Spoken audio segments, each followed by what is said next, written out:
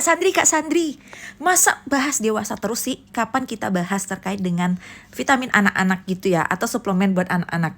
Padahal nih, ini yang paling terpenting di awal mula pertumbuhan anak-anak. Nah, makanya pengen Sandi bahas. Halo, aku Apoteker Sandi membahas terkait dengan farmasi dan juga pangan makanan. Sebelumnya Sandi minta maaf dulu, karena beberapa waktu ini Sandi memang keadaannya sibuk. Jadi untuk video-video udah jarang sekali ngepost. Jadi ini bonus buat teman-teman semuanya karena para ibu-ibu lagi cemas terkait dengan vitamin atau suplemen anak-anak yang bisa diperoleh dan juga gimana cara penanganan anak-anak yang memang sulit untuk nafsu makan dan sebagainya. Karena ini mungkin bisa jadi penyebab terjadinya kenapa anak-anak sekarang itu memang sulit makan atau masa pertumbuhannya kurang baik. Dan ini menjadi pertimbangan buat para ibu-ibu ataupun nanti ibu menyusui ataupun calon ibu untuk terkait dengan suplemen yang bisa kalian dapatkan untuk anak-anak. Nah, disclaimer dulu, ini Sandri ambil dari WHO dan juga dari Ikatan Dokter Indonesia juga. Dan beberapa treatment yang memang sudah sering sekali digunakan untuk penanganan suplemen anak-anak. Jadi kalian jangan termakan dari overclaim. Kak, untuk gambarnya tolong di-post dong, terus tulisannya gimana gitu ya. Jadi biar kami tahu apa merek-mereknya, akan Sandi bantu juga, oke? Oke, suplementasi untuk anak-anak yang pertama adalah vitamin A.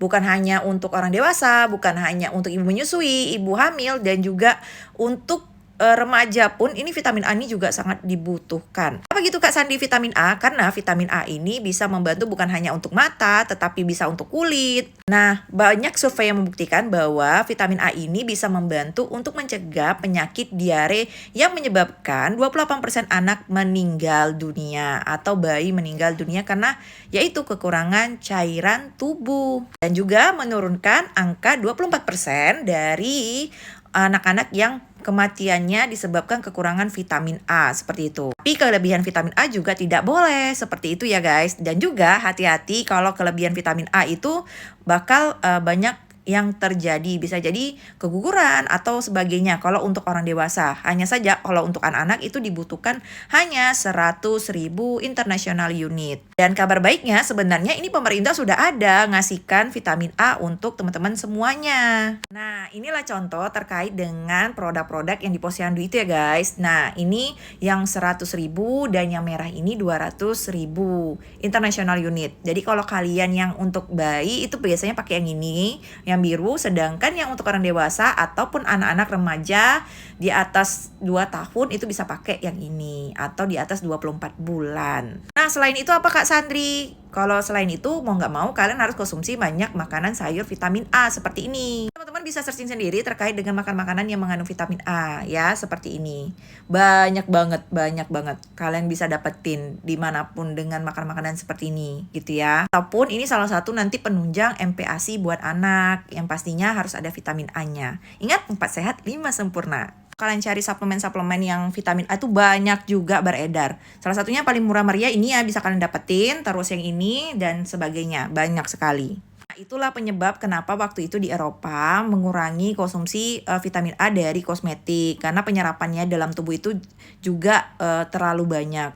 Tapi tips buat kalian, kalau kalian konsumsi vitamin A ini, diusahakan kalian itu makan makanan yang mengandung lemak karena vitamin A ini dimetabolisme di lemak. Jadi usahakan makanannya itu campur daging atau campur apapun gitu ya yang mengandung lemak-lemak yang baik, yang terutama ya, jangan lemak trans atau ultra processed food seperti itu ya.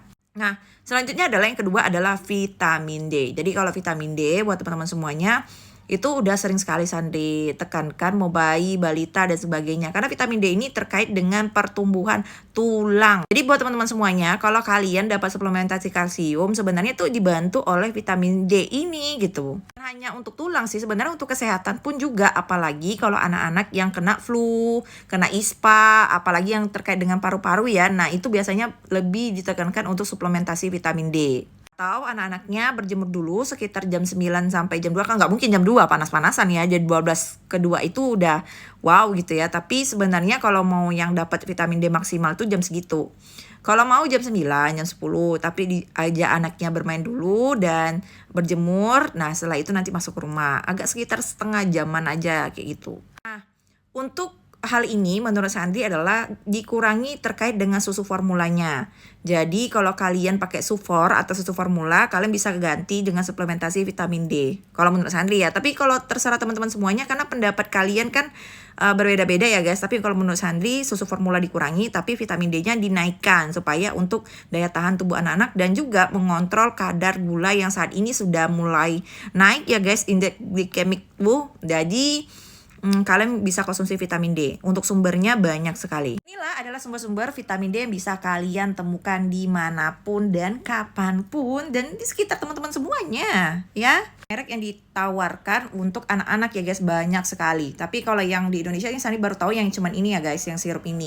Tapi kalau yang lainnya belum Sandi temuin terkait dengan sediaan drops buat anak-anak. Ingat dosisnya adalah 400 international unit. Tapi kalau lebih dari itu nggak masalah kalau anaknya itu tidak sering berjemur juga gitu. Nah, sebenarnya itu kekurangan vitamin D ini karena kita aktivitas dalam ruangan. Jadi kalau makanan pun juga kurang rasanya dan kalian bisa pakai suplementasi seperti ini. Dan diminum ingat di pagi hari. Vitamin D itu diwajibkan di pagi hari. Karena apa?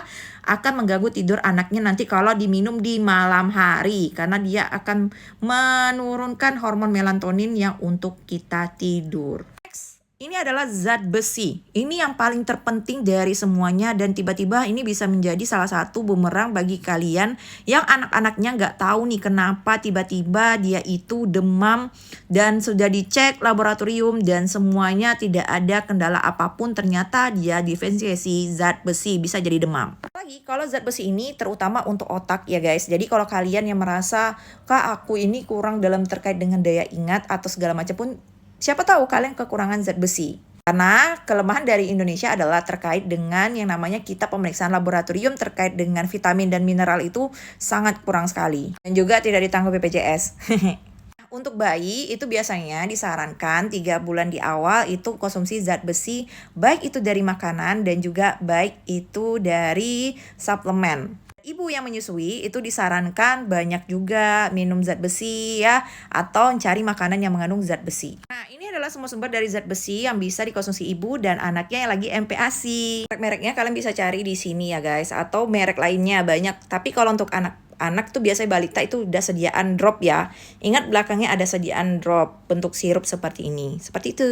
Lanjut, suplementasi untuk bayi dan balita ataupun anak-anak sampai masa remaja sampai orang dewasa pun sebenarnya itu adalah zinc. Nah, suplemen selanjutnya adalah zinc. Jadi zinc ini sangat diperlukan sekali buat tubuh karena tubuh tidak memproduksinya. Nah, untuk konsumsi zinc itu banyak sekali. Tapi pernah saya dibahas juga itu dari satu sesi terkait dengan zinc ini ya guys. Dan kalian lihat aja nanti di video-video lainnya di suplementasi, oke? Nah, untuk kalau pakai yang suplementasi seperti ini atau pakai sediaan suplemen itu kalian bisa dapatkan. Ataupun untuk anak-anak itu biasanya udah dicampurkan dengan beberapa multivitamin dan mineral seperti itu. Jadi jarang sekali kalian menemukan dalam bentuk satu sediaan seperti ini untuk bayi dan balita atau sudah dicampurkan dengan yang sudah saya disebutkan sebelumnya tadi. Yang terakhir adalah iodium. Jadi kalau iodium itu bisa kalian dapatkan dari garam ataupun dari beberapa suplementasi untuk anak-anak udah ada di dalamnya. Baca lagi ingredients di dalamnya karena memang udah digabungkan sama vitamin yang sudah saya disebutkan tadi juga ataupun mineral yang sudah saya disebutkan tadi juga. Dan teman-teman pasti bakalan tanya, "Kak, kalsium bagaimana?" gitu ya. "Kak, kalau kalsium gimana?" Kalau kalsium itu sebenarnya sudah ada dalam tubuh kita ya guys. Jadi kalau untuk suplementasi itu biasanya didukung oleh yang sudah saya disebutkan tadi dan tidak ada untuk suplementasi untuk kalian kalsium.